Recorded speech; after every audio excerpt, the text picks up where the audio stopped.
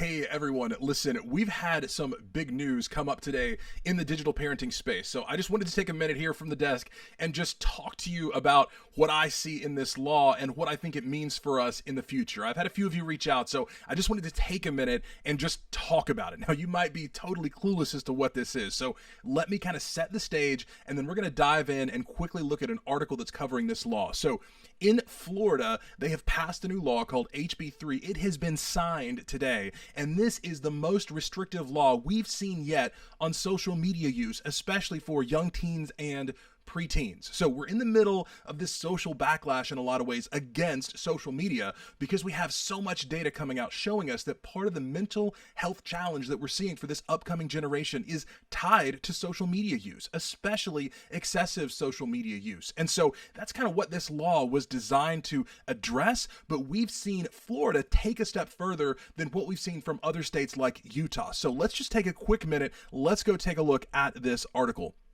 So this is an article from Sky News, and you can see here that they're banning children under 14 from social media. So that's kind of the headline here. The other piece here is they're actually telling these social media companies when this law comes into effect, they need to actually delete the accounts of those that are under 14. We know, again, there's a huge percentage of users from 10 to 12 that are on social media. We know that technically they can have accounts on social media at 13, but Florida is taking their own step to say, listen, nope, 14 is going to be when it starts, and anything below that needs to be deleted.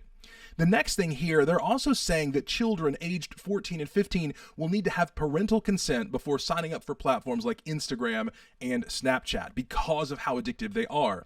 And you might ask now, okay, what are the penalties? Because ultimately, it doesn't matter if there aren't penalties that these companies are going to follow by.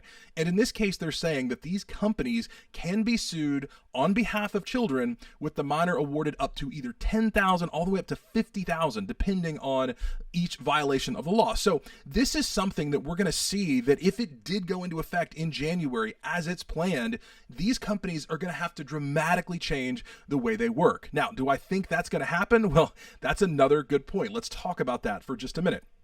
So this law is set to go into effect in January. If it does go into effect with no challenges, then these companies will be expected to follow this immediately. And if you think about it, think of the number of social media users that are under 14 in the state of Florida, which again has a lot of population. So this is going to be a pretty sizable amount. So we could see massive penalties for these companies if they choose not to follow this law.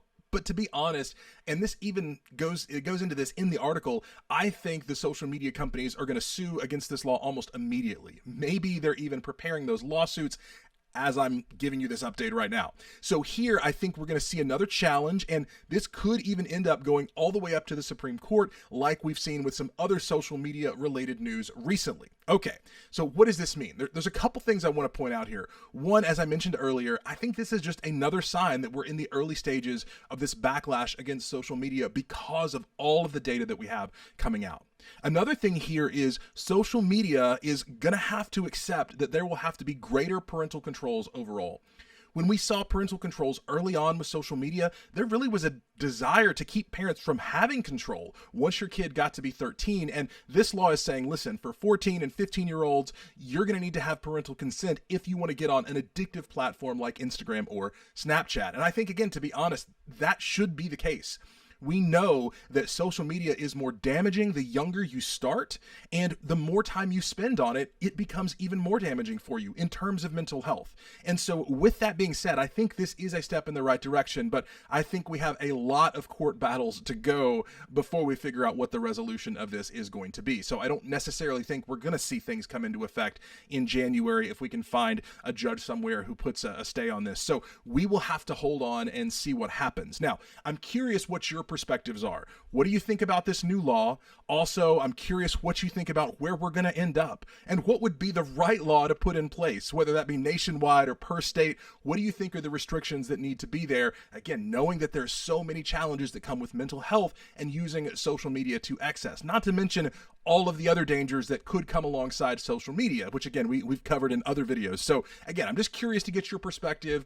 Leave me a comment. I really want to know what you guys have to say. So again, I hope this has been helpful in helping you understand what's happening in Florida today. Big news in the digital parenting space.